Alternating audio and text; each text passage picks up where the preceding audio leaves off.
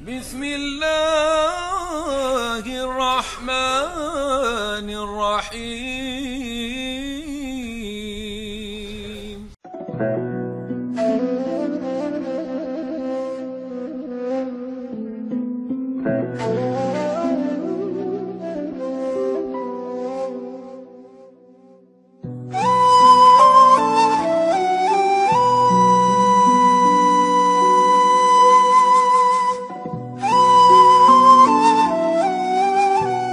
ZTO, c'est chaque semaine un témoignage ou un enseignement, celui d'un témoin, d'un laïc ou d'un religieux, d'une personne qui s'est engagée avec passion à suivre le Christ, une personne qui apporte un message, qui répond à ceux qui traversent les épreuves, ceux qui souffrent, ceux qui doutent de Dieu ou du vide, ceux qui cherchent la vérité, la sagesse et l'amour, dans les religions et les sagesses. Bref, c'est chacun d'entre nous, chrétien ou athée, ou d'une autre religion, qui ignorons si souvent que l'amour absolu et divin existe, qu'il est très proche, qu'il est incarné en la personne du Christ, celui qui est à la fois Dieu et homme, celui qui est au cœur de notre cœur, qui nous connaît mieux que nous-mêmes et qui nous attend tout le temps.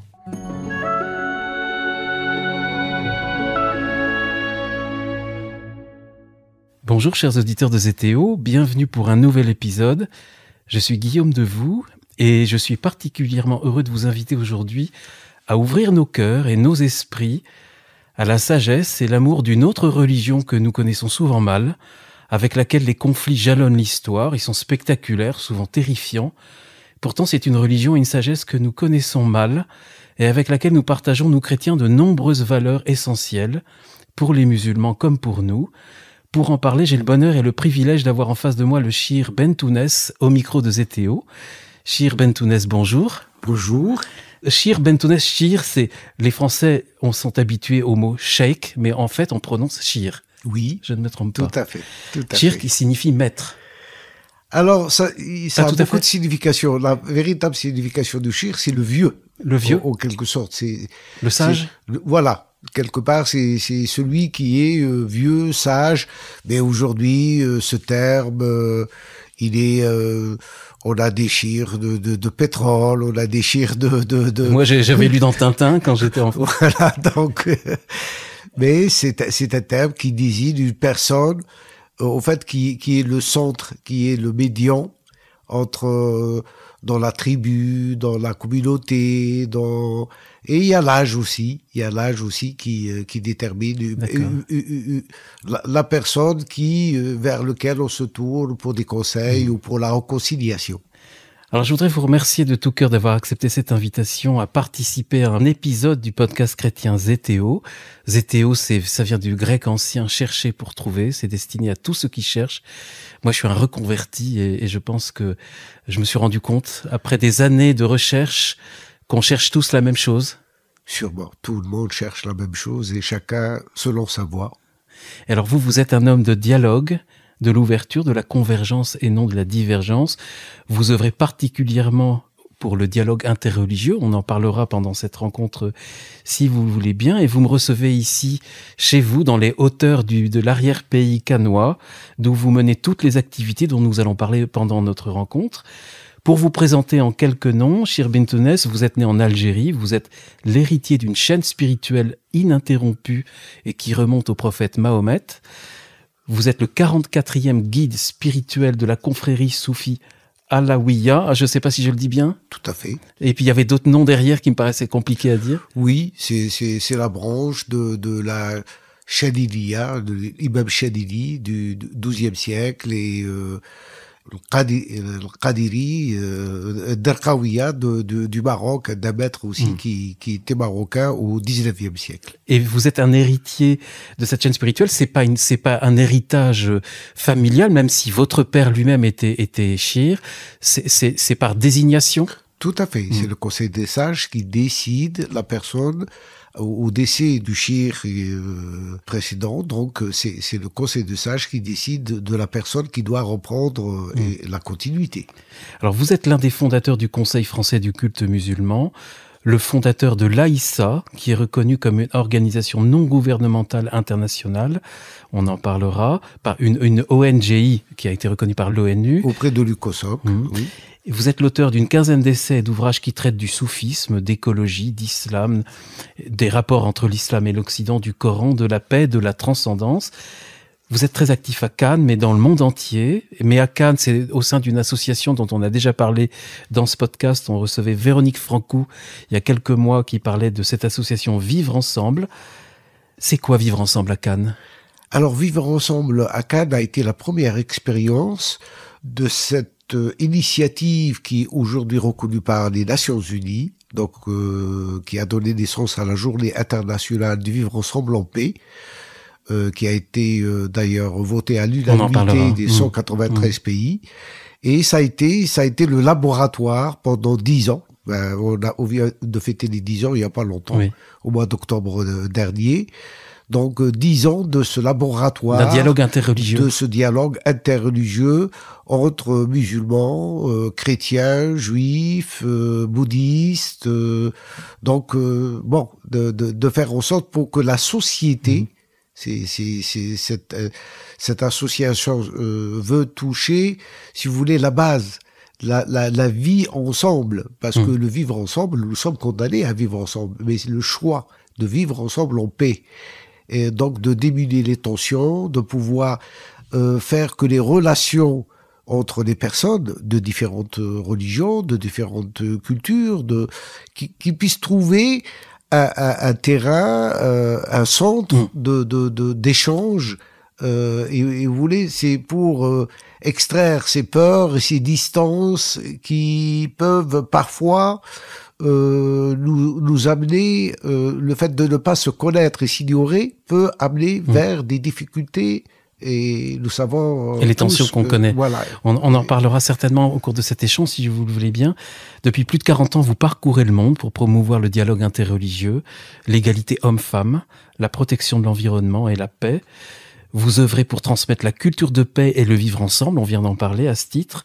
Vous êtes l'initiateur, vous l'avez dit, de cette journée internationale du vivre ensemble en paix, qui a été adoptée à l'unanimité des 193 États membres de l'Organisation des Nations Unies et qui est célébrée le 16 mai. Le 16 mai de chaque année. De chaque année, depuis déjà quelques années. 5 ans. Le prochain, ça sera 5 ans. C'est-à-dire 2022, c'est la 5e année. Bravo.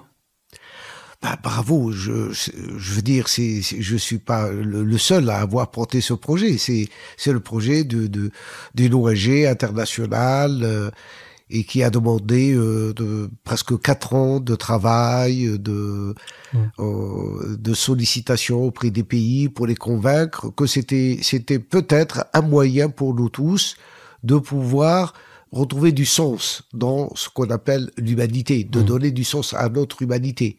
Cette humanité que nous essayons de voir comme un même corps, où chaque être est une cellule faisant partie intégrante de ce corps. Si vous voulez bien, cher Bentounès, j'aimerais parler un petit peu et vous poser des questions sur le soufisme que nous connaissons mal. Les auditeurs de Zétéo sont essentiellement chrétiens.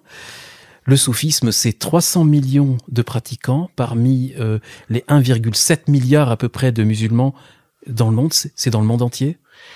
Alors, le soufisme, c'est une vieille école de pensée et qui représente en quelque sorte j'ai écrit un livre que j'ai appelé le soufisme cœur de l'islam, c'est-à-dire cette tradition spirituelle qui a recueilli tout cet enseignement qui n'était pas destiné au plus grand nombre, mais qui était destiné à ceux qui voulaient aller un peu plus loin que la loi. C'est-à-dire de passer de la loi à la foi et à la fois vers le bel agir. Comment on bel agir. Voilà, ce bel agir que le soufisme essaye par son enseignement d'amener l'être d'abord d'être en paix avec soi, d'être en paix avec l'autre et d'être en paix aussi avec son environnement, c'est-à-dire la nature. Donc pourquoi ? Parce que pour le soufisme, la création est le miroir du divin. Et en la respectant, et notamment la vie, parce que la vie est quelque chose de sacré, elle nous a été donnée, on l'a pas désiré, ou personne n'a demandé de venir dans ce monde, personne n'a choisi ses parents, personne n'a choisi la couleur de sa peau, personne n'a choisi sa langue, et même son nom. Alors, si on reçoit ce don de la vie, qu'est-ce qu'on en fait ? Qu'est-ce qu'on va en faire par rapport à soi et par rapport aux autres. Que nous soyons des gens positifs, des gens qui apportent la fraternité, qui apportent la sincérité. On peut dire qu'il y a en quelque sorte une dimension horizontale et une dimension verticale dans le soufisme. Tout à fait. Il y a une dimension horizontale, cette dimension fraternelle dont vous parlez, et puis la dimension verticale qui est une dimension plus mystique dont on parlera peut-être juste un petit peu après. Mais on sait mal, nous, en tout cas chrétiens, qu'il y a cette dimension de fraternité au cœur de l'islam. Oui, mais c'est pas que les chrétiens. Je crois que même beaucoup de musulmans l'ignorent. L'ignorent, oui. L'ignorent, c'est-à-dire nous sommes dans une époque où la spiritualité est de moins en moins évidente, alors que nous la cherchons. Beaucoup de chercheurs, religieux ou pas, cherchent quelque chose qui comble leur désir intérieur, qui leur amène ce bien-être intérieur et cette joie de pouvoir vivre les yeux ouverts et d'être dans cet éternel remerciement et de jouir pleinement de la vie qui nous est donnée. On dit que le soufisme repose sur des valeurs humanistes universelles, la fraternité, l'altruisme, la générosité. On est toujours dans cette dimension horizontale dont je parlais et qui dépasse largement le cadre des musulmans. Elle s'attache à tous les hommes. Absolument. La spiritualité ne peut pas être contenue dans aucun dogme, aucune religion spécifique. Elle se trouve partout. Elle se trouve même chez l'enfant. Je veux dire, c'est l'intériorité de chaque être. Je lisais en préparant cette émission que le soufisme, qui est en quelque sorte le cœur de l'islam, prend sa source, son énergie dans le prophète Mahomet lui-même, qui définissait le musulman comme celui qui ne fait pas de mal à autrui, ni par l'acte, ni par la parole. Tout à fait. On est loin quand on pense à l'islam aujourd'hui et à ce que beaucoup disent sur l'islam et sur ses dérives. On est loin de cette idée. C'est cette méconnaissance des uns et des autres, c'est-à-dire que nous ignorons cet aspect dans les messages, parce que ce soit dans le judaïsme, le christianisme, ou même les autres religions, cet aspect de la dimension de cette verticalité, c'est-à-dire les valeurs que transmettent, parce qu'une religion, c'est d'abord un culte, une culture, mais c'est aussi une spiritualité. Si on ampute un de ces fondements, eh ben, on est dans un mal-être, on est dans un déséquilibre. Et donc, dans cette attitude du soufi, il y a la bonté, la bienveillance envers les semblables, la justice et le bel agir dont vous avez parlé. C'est vraiment les fondamentaux de l'acte social, en quelque sorte. Tout à fait. Ça, c'est, comme vous dites, l'acte social, c'est-à-dire dans la société. Parce que le soufisme n'est pas un retrait par rapport à la société. Il faut rester au cœur de la société. C'est pas du monachisme, c'est-à-dire il n'y a pas un retrait de la société. C'est pragmatique, c'est ancré dans la vie. C'est ancré dans la vie de tous les jours. Un enseignant, un législateur, un religieux, un ouvrier pratique le sophisme à travers ce qu'il sait le mieux faire pour apporter ce dont les autres ont besoin, ce qu'il a de meilleur à apporter aux autres. Alors, ce qui m'a intéressé aussi en préparant cette émission, c'est que j'apprenais que le soufisme, c'est une nourriture spirituelle, on parlera de la dimension plus spirituelle tout à l'heure, destinée à éveiller la conscience humaine, et c'est une voie d'éveil. Moi qui connais un petit peu le bouddhisme, ça m'a fait penser au bouddhisme, on parle tout le temps de l'éveil, il y a des liens. Tout à fait, c'est ce que je disais, elle est contenue dans chaque message religieux. C'est cette perle qui se trouve dans l'huître. Elle est l'essentiel de tous les messages. Si on regarde et si on a la patience de pouvoir chercher, on va la trouver dans toutes les dimensions. Donc dans l'islam, dans la tradition musulmane, elle a touché... quand on voit qui ont été les porteurs et les représentants, on voit que c'était des gens de dimension à la fois spirituelle, mais aussi, c'est des grands poètes, c'est des grands philosophes, c'est des gens de l'art, elle a développé l'art, donc c'était aussi des gens qui étaient sensibles au beau. Alors, l'essentiel, c'est la pratique religieuse. Prier, méditer, chanter, c'est la thérapie de l'âme. C'est important, c'est de rappeler à chaque homme que la pratique religieuse est indispensable. Oui, mais c'est la pratique religieuse et qui est au-delà du dogme. C'est-à-dire, c'est dans chaque pratique, c'est rappeler cette présence divine dans les faits, dans les gestes, dans les comportements, et dans le rapport à autrui. Oui, le sophisme et dogmatisme, ça ne rime pas du tout. Il n'y a pas de dogmatisme dans le sophisme. On ne peut pas l'emprisonner là-dedans. Oui. C'est-à-dire, c'est pas une question de quantité, c'est une question de qualité. Ni dogmatisme, ni littéralisme. Ni littéralisme. On dit que le sophisme considère que personne n'a le monopole de la vérité. Oui, absolument. Les sophistes disent il y a autant de chemins qu'il y a d'êtres humains sur Terre.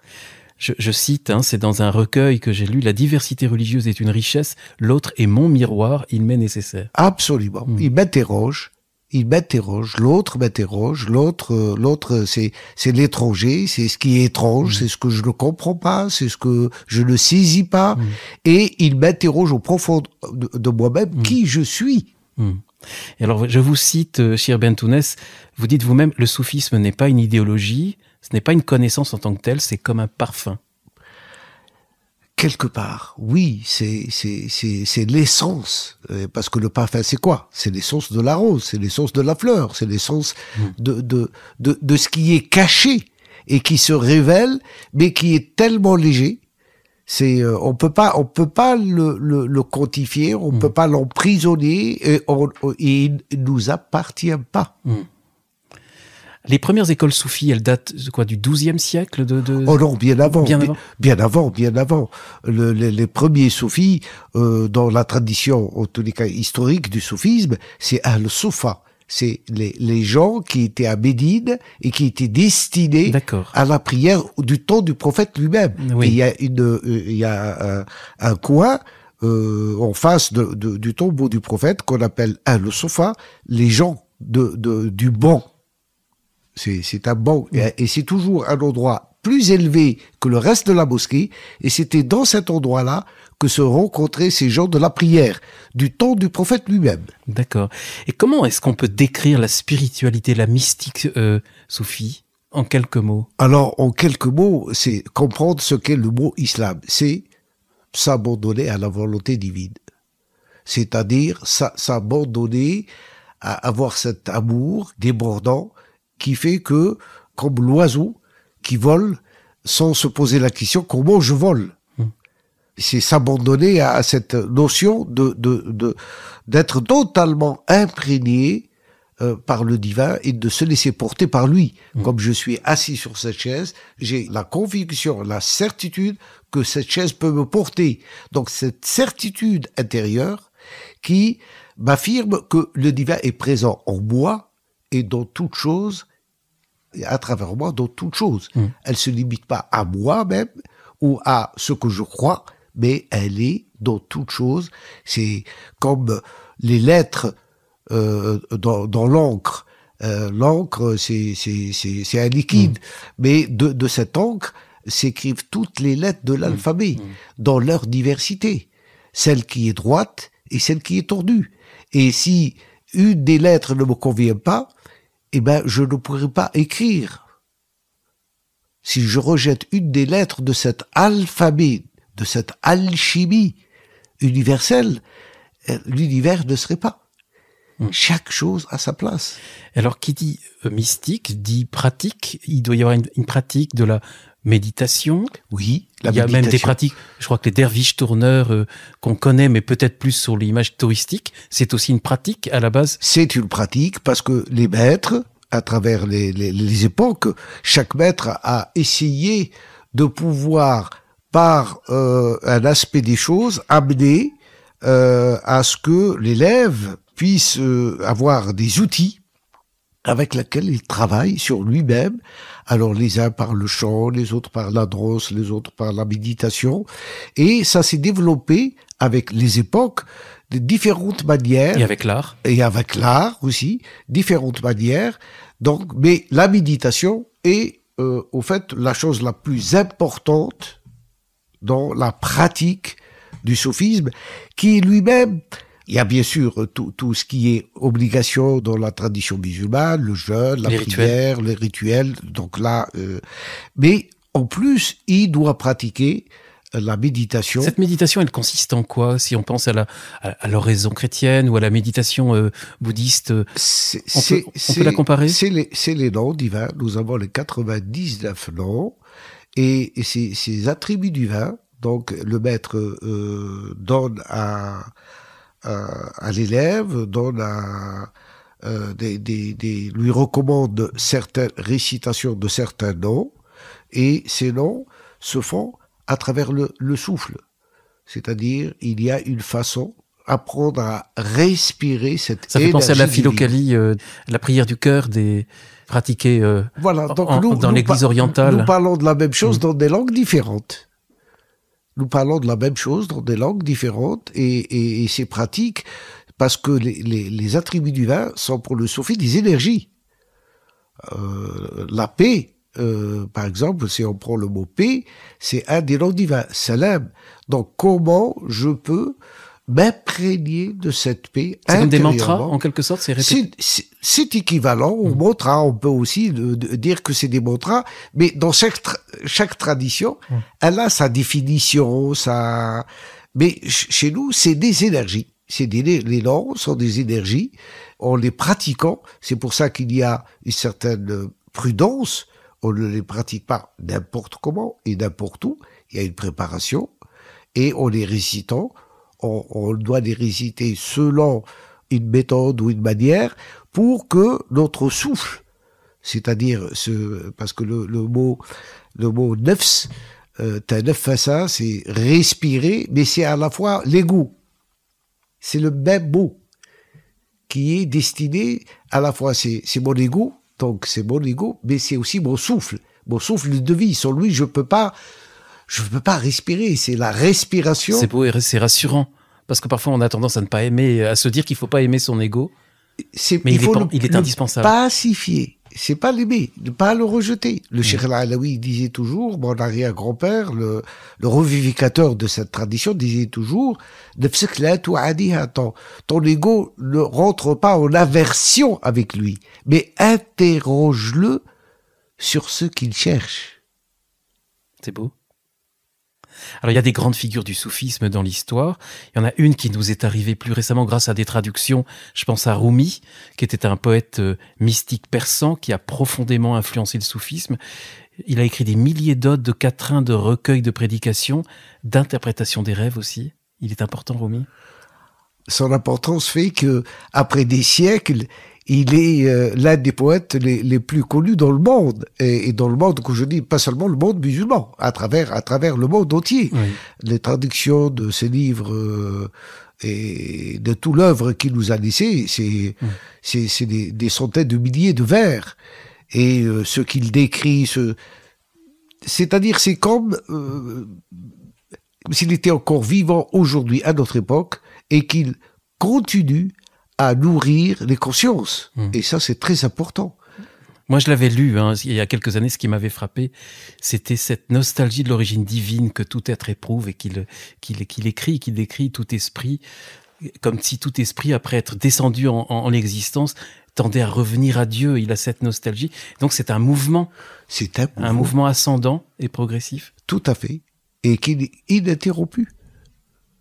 Ininterrompu. C'est un besoin, je vous dis, c'est lié à la respiration et à l'expiration. Donc nous le respirons et nous l'expirons.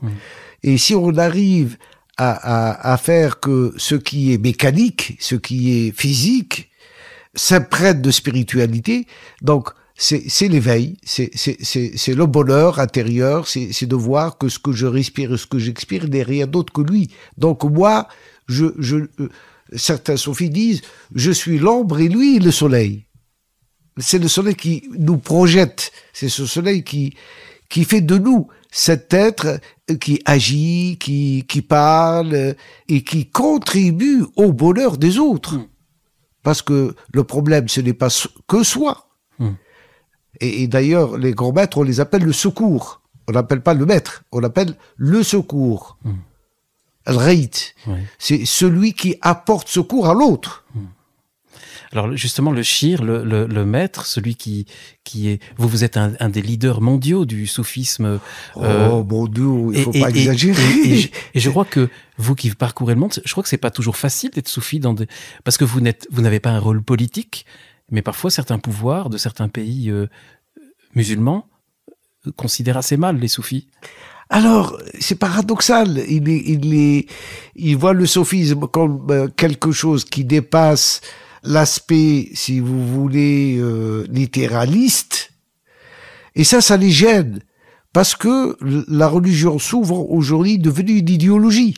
Donc, elle est entre les mains de certains qui se servent à travers leur politique, à travers leur leadership. Ils veulent se faire connaître, ils veulent se dominer en quelque sorte par cet aspect où ils transforment la religion en idéologie, alors que le soufi, c'est ça où c'est gênant, le soufi ne voit pas la religion comme une idéologie, mais comme un véhicule de réalisation. Je me réalise par le religieux. Et je ne deviens pas l'esclave du religieux. Je m'emprisonne pas dans le religieux. Et c'est là où il y a cette différence. Donc, on dit que le sophisme n'est même pas de l'islam. On l'a exclu. C'est quelque chose qui vient de l'Inde ou qui vient des Grecs. Souvent, il y a ceux qui disent que ça vient des Grecs, d'autres disent ou de la Perse, ou de la Perse ou de la tradition indienne. Ils veulent l'exclure de l'héritage de la tradition musulmane, alors qu'il est bien ancré. Ce qu'on a bien expliqué. Avec des maîtres qui ont joué un rôle considérable et qui ont laissé des écrits qui ont imprégné la tradition musulmane et surtout dans les moments les plus difficiles qu'elle a traversés. Ces moments difficiles, ils sont aussi actuels et il y a un rôle du soufisme aujourd'hui. Vous-même, vous voyagez et vous avez fait partie de la rencontre. Vous étiez à la rencontre d'Assise en 1986. Vous êtes dans l'esprit d'Assise. Vous aviez rencontré Jean-Paul II à ce moment-là? Oui, plusieurs fois même. Plusieurs fois, mais Assise, c'était peut-être la première fois?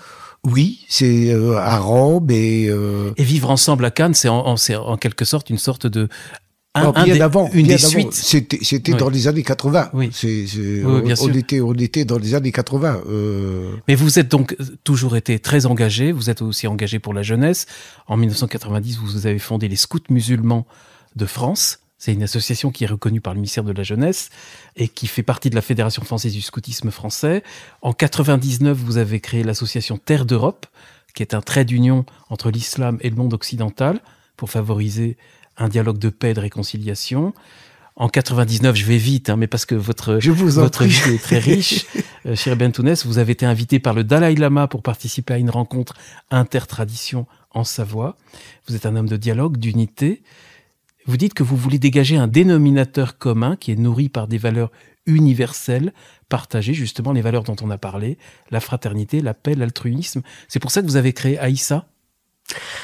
Alors, je peux pas. Cette ONG dont on a parlé tout à l'heure. Toujours, c'est pas moi qui crée, c'est le mouvement que dans lequel, parce que nous, c'est le cercle. C'est pas le moi je suis que si vous voulez l'instrument. Oui, l'instrument mais l'initiative, elle est dans le cercle, elle est dans le tout, c'est un tout.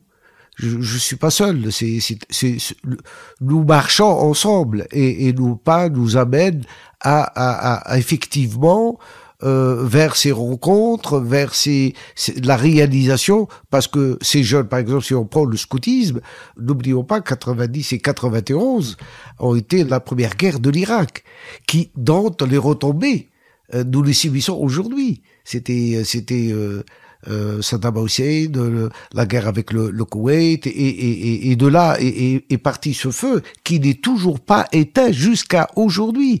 Donc ça fait 30 ans. Sans compter que c'était une période terrible en Algérie aussi. Et une période très difficile, c'est les années noires.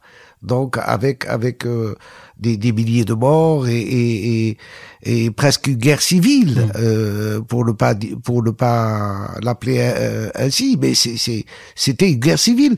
Donc ce monde qui est en perpétuelle tension, donc il faut aussi qu'il y a de l'espérance là-dedans. Il faut aussi qu'il y ait de l'espoir.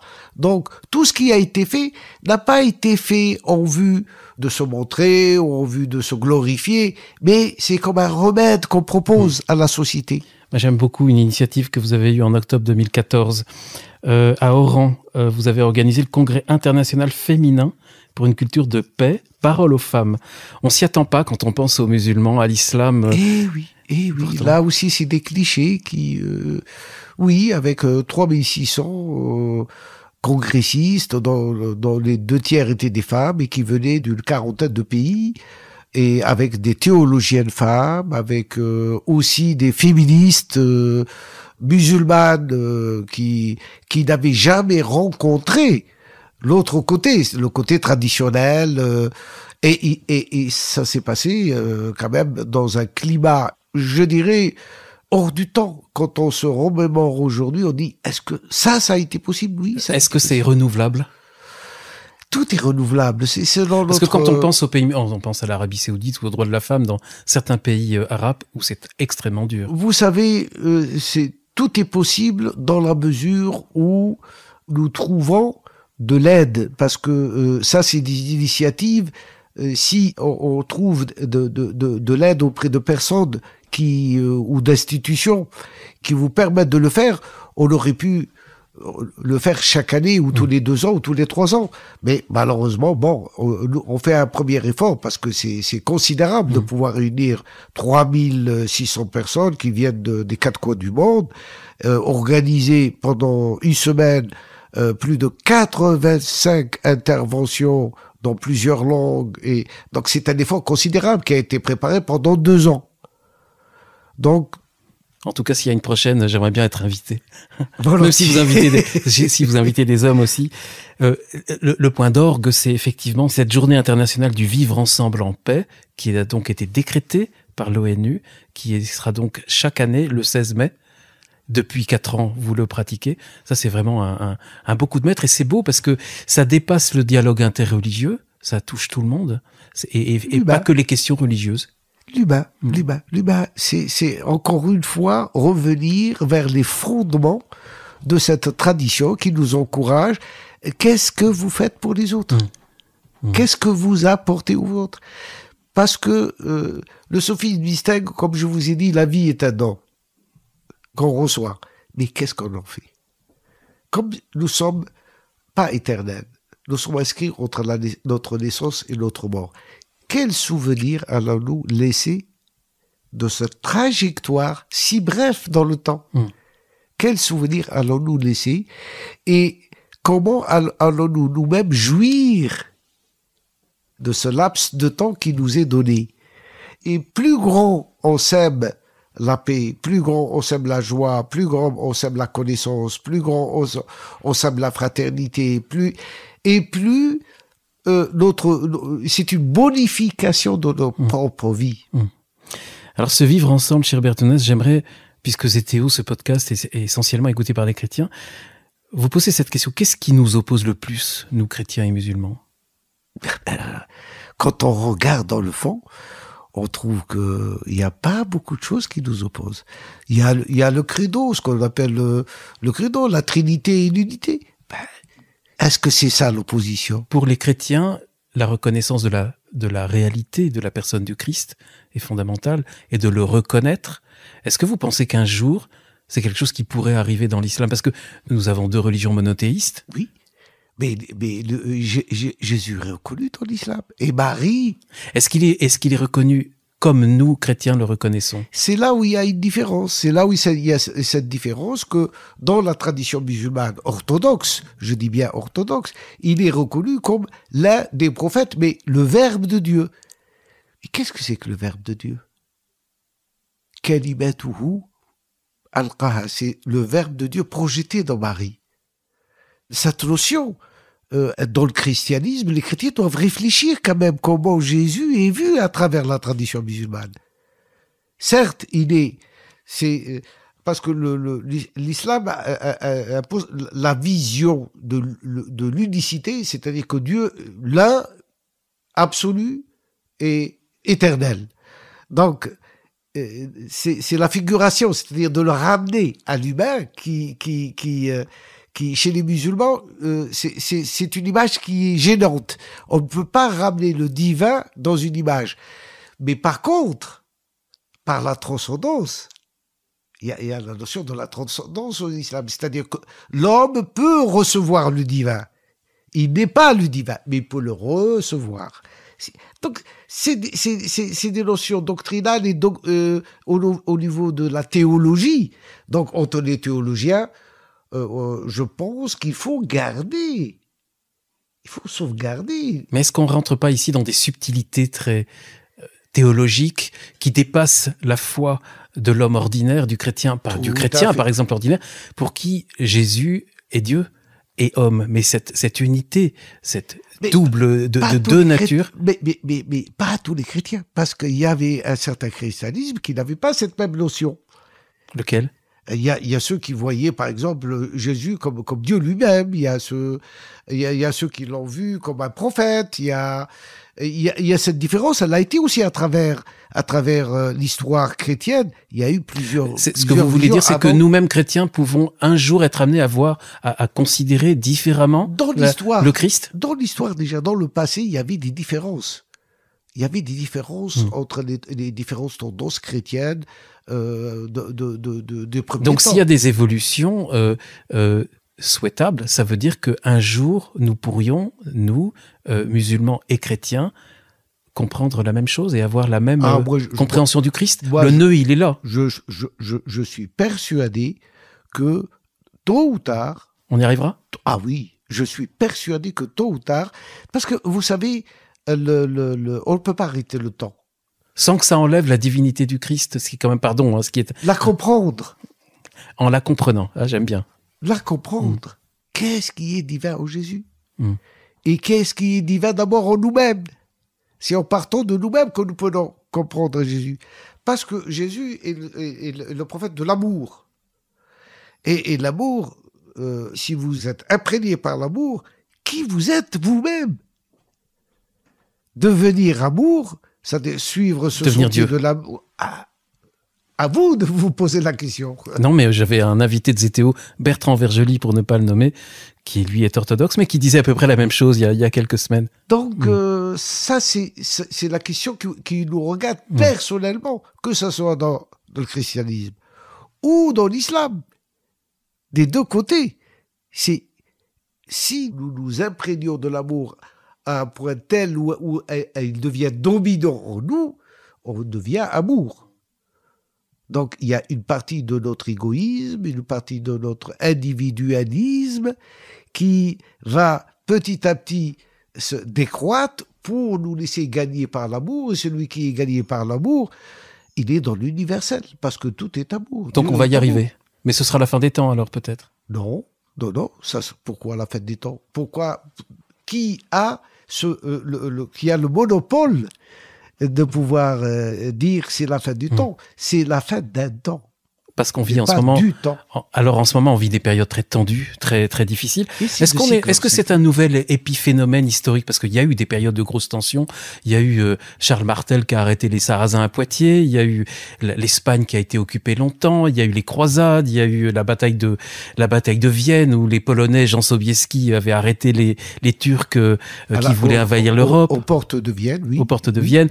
Et puis de l'autre côté, nous, c'était les croisades. Donc, oui, mais ça il y a des tensions. Aujourd'hui, est-ce que vous pensez que ça va s'effacer ou c'est plus grave ? Alors, je dirais que ça fait partie de l'histoire humaine. Parce que ce n'est pas qu'une histoire religieuse.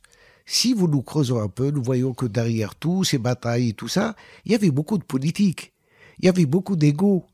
Il y avait beaucoup d'intérêts bassement matériels. Les gens cherchaient le pouvoir. Les gens cherchaient la richesse.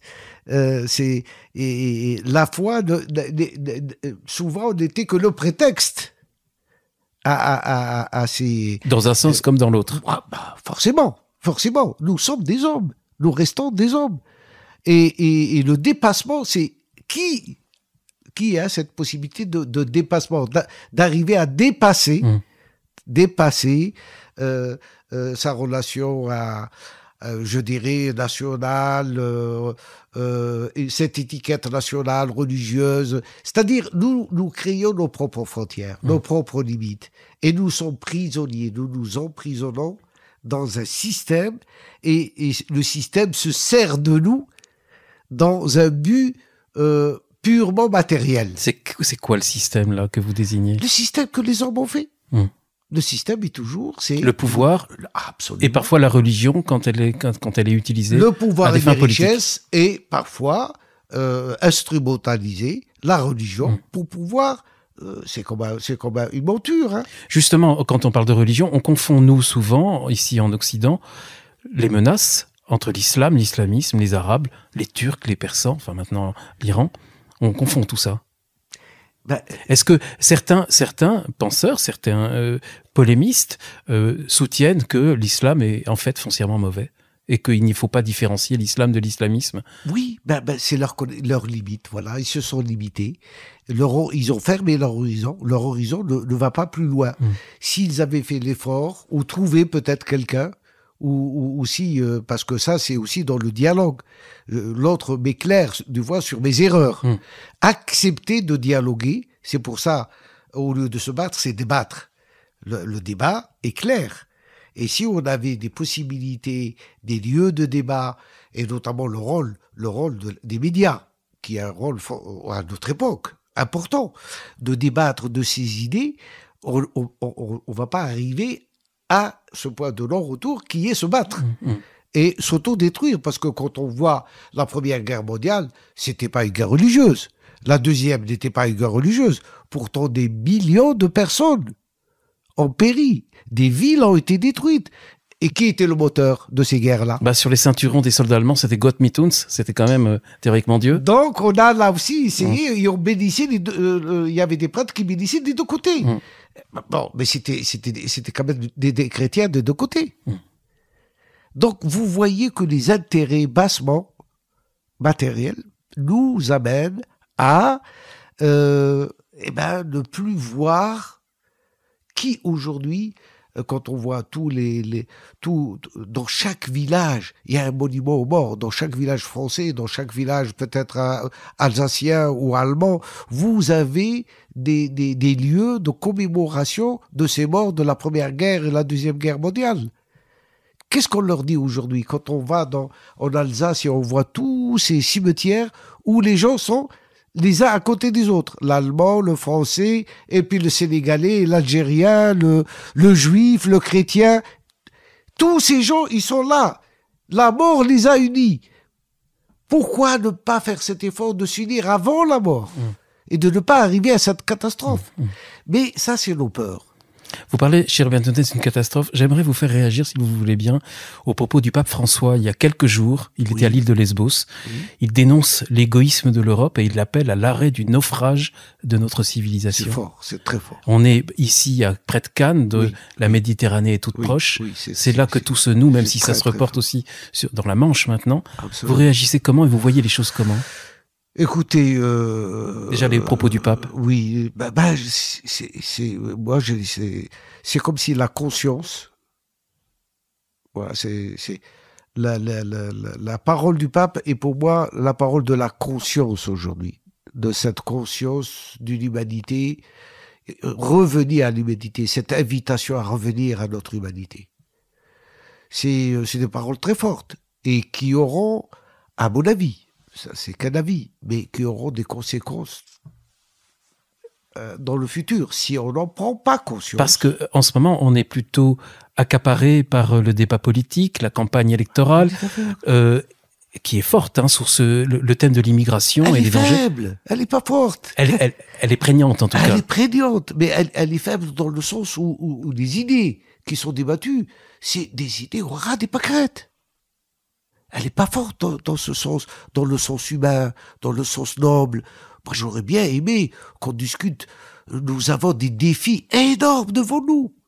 Le réchauffement climatique, la pollution, la Méditerranée. Il y a des morts, des réfugiés qui traversent et qui meurent, mais elle-même, elle est en train de mourir.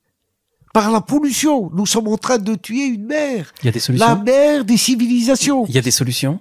Bien sûr qu'il y a des solutions. Bien sûr qu'il y a des solutions. Il y a des savants, il y a des ingénieurs, qui ont étudié la question. Il y a un bateau qui a été construit pour dépolluer la Méditerranée en 14 ans. Et nous sommes en discussion avec tous les riverains des pays riverains de la Méditerranée pour être ensemble, parce que c'est un acte politique. C'est juste que les pays soient d'accord. Donc en les fait, moyens existent. Ceux qui font peur ne vous font pas peur. Absolument pas. Au contraire, ça nous encourage à aller de l'avant. Ça nous encourage à aller de l'avant. Céder à la peur, c'est être tétanisé. C'est ne plus penser, c'est ne plus réfléchir. Dès que vous avez peur, dès que vous rentrez dans ce système de peur, de repli, vous êtes tétanisé. Vous n'avez plus le moyen de réfléchir normalement, clairement. Je reviens des îles de Canaries, dans une toute petite île. Elle est autonome. Ils ont opté. Il n'y a pas de touristes. Il y a 2 hôtels. 2 hôtels. Alors que les autres îles, il y a des centaines d'hôtels. C'est une île avec qui les habitants ont décidé, pas d'hôtel. Ils ont un hôtel de 15 chambres et le plus petit hôtel du monde, 3 chambres. C'est tout. Dans toute l'île. Et ils ont opté, eux, pour une agriculture saine, pour l'élevage, ils élèvent, ils font leur fromage, ils sont autosuffisants. Et aujourd'hui, ils nourrissent les autres îles du Canari qui ont opté pour le tourisme et qui aujourd'hui, c'est la catastrophe économique. Chir Bentounes, on arrive au terme de cette rencontre. Je suis vraiment très heureux. Je voudrais vous remercier de tout cœur. C'était un grand moment pour mon podcast qui existe depuis 2 ans de pouvoir recevoir quelqu'un qui représente une autre religion et avec laquelle on est tellement proche. Vraiment, je vous remercie. Et j'aurais une demande à vous faire parce que cet épisode va être diffusé quelques jours avant Noël. Quel message, Chir Bentounes, auriez-vous pour les auditeurs, chrétiens ou non chrétiens, par rapport à cette venue, cette naissance de Jésus ? Cette naissance nous rappelle, il faut oublier l'arbre de Noël, il faut oublier les cadeaux. Elle nous rappelle une chose. Elle nous rappelle le principe fondamental de l'amour. Aimez-vous les uns les autres. C'est ça. Noël, c'est aimez-vous les uns les autres. Dans les familles, dans le couple, avec les voisins, c'est ce principe qu'il faut mettre en avant. Aimez-vous les uns les autres. Et pour s'aimer, il faut se pardonner. Pour aimer, il faut dialoguer. C'est l'encouragement à aller chercher au plus profond de nous-mêmes ce qui est qualitatif, ce qui est beau, ce qui ne blesse pas.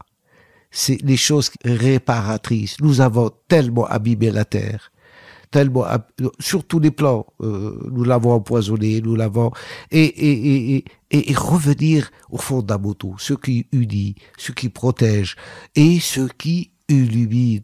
Nous avons la possibilité, je viens de le dire technologiquement, de faire des miracles. Et sinon on ne comprend pas ce message, ce Covid qui s'est invité dans l'air que nous respirons, vient nous donner cette leçon. Vous ne pouvez pas faire autrement que respirer ensemble et expirer ensemble. Je respire ce que vous expirez. Si vous avez peur de moi ou j'ai peur de vous, nous ne pouvons pas faire autrement que de respirer ensemble le même air. Donc tâchons de revenir vers la raison, tâchons de revenir vers des principes humanistes. Et nous avons le 16 mai de chaque année, ça c'est un message aussi que je voudrais bien, il y a un film qui vient d'être, c'est un réalisateur belge qui vient de le faire, qui s'appelle Nous tous. J'invite tous ceux qui souhaitent le voir. Il sera le 16 mai sur diffusé à travers le Facebook et Twitter, les réseaux sociaux.